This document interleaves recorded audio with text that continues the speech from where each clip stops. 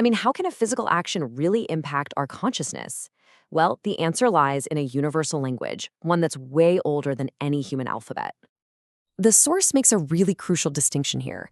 Man-made symbols, like the very letters you're seeing on the screen, are limited. They only mean something because we've all agreed on their meaning.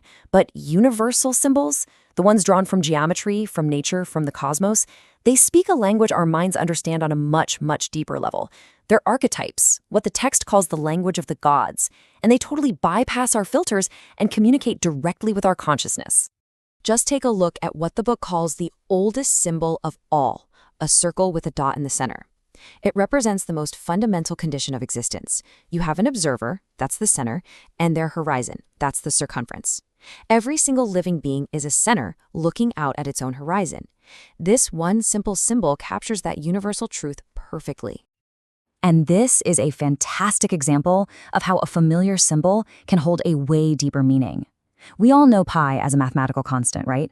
But in this ritualistic context, its shape is seen as a two-legged being, man, bearing the line of wisdom right on his shoulders.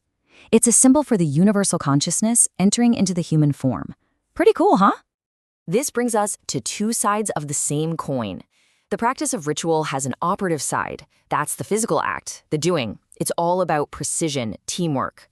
Then you've got the speculative side. That's the intellectual and intuitive understanding of all the symbolism. The source argues that real transformation only happens when these two work together in harmony, when perfect action inspires deep understanding, which then in turn refines the action. All right, this theory is all fascinating for sure, but what does it actually look like in practice? The book gives us some absolutely incredible examples from one of the world's most ancient traditions, the Vedic rituals of India. So the whole foundation of this tradition rests on four main texts, the Vedas. You've got hymns, music, applications for daily life, the whole shebang. But for what we're talking about, the key one is the Yajur Veda. You can think of it as the master instruction manual. It details the precise, practical steps for the rituals, everything from building altars to the specific actions you need to perform. Now, I want you to focus on this number for a second. 24. To us, it might not seem that special, but in the Vedic system, this isn't just a number, it's a cosmic formula. So, how can a number be a cosmic formula? Well, this is where rituals start to encode cosmic patterns.